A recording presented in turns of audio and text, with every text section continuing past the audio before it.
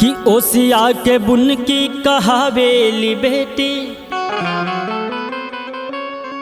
हंसावेली बेटी, रोवावेली बेटी।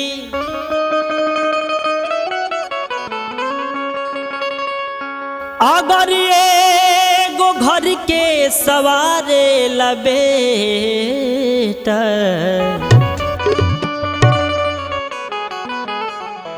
घरवा का इज्जत बचावेली बेटी। देखी ऐसे नहीं एगो वाक्य बा। एक जना गरीब बाप, हर बाप माई का चाह रहेला कि अपना बेटी का शादी अच्छा घर में कइल जाओ, तो दहेज के मारे लड़की के सतावल जाता। वैसने वाक्य बा कि बेटी दिहने काढ़ी के कर जवा हो, दहेजवा अब कलेब समुधी जी। पेट कट पढ़वनी कवल जवा हो, पेट कट पढ़वनी कवल जवा हो, दहेजवा अब कलेब समुधी जी। बेटी दिहनी काढ़ी के कर जवा हो, दहेजवा अब कलेब समुधी जी। पेट कट पढ़वनी कवल जवा हो, पेट कट पढ़वनी कवल जवा हो, दहेजवा अब कलेब समुधी जी।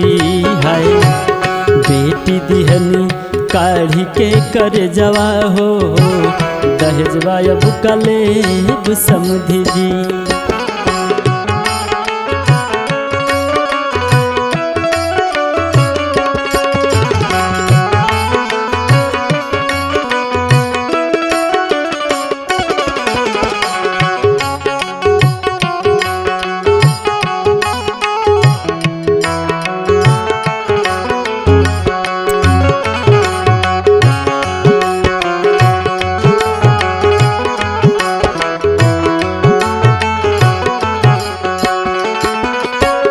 पोसल पिजड़वा के उड़वनी चिड़ैया, अब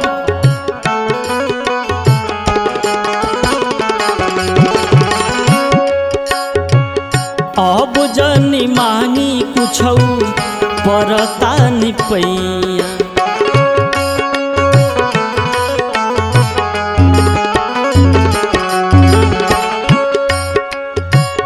पोसल पिजड़वा के उड़वनी चिड़ैया, अब जनी मांगी कुछौ पड़ता निपैया। पंखा टीवी कूलर गोदर जवा हो, पंखा टीवी कूलर गोदर जवा हो, दहेजवा अब कलेब समुधी जी। है बेटी दिहनी काढ़ी के कर जवा हो, दहेजवा अब कलेब समुधी जी।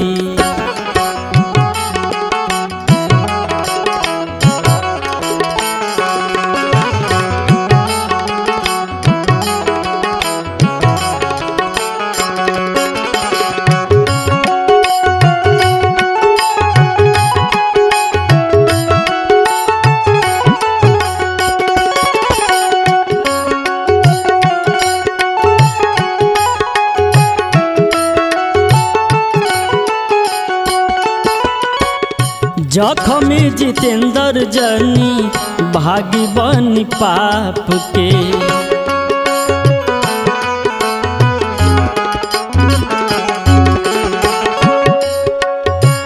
बूझी मजबूरी शोभित गरीब एगो बाप के।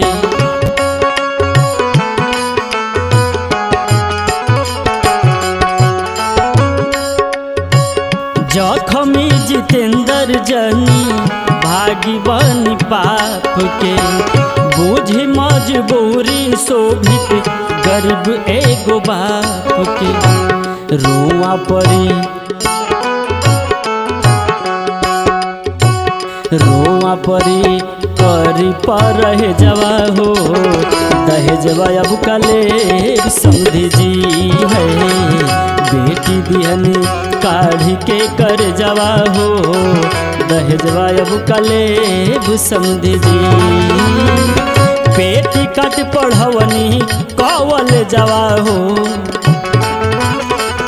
बेटी कट पढ़वनी कवल जवा हो दहेजवा अब कले समझी जी है बेटी दिहनी काढ़ी के कर जवा हो दहेजवा अब कले समझी जी है बेटी दिहनी काढ़ी के कर जवा हो दहेजवा अब कले समझी जी।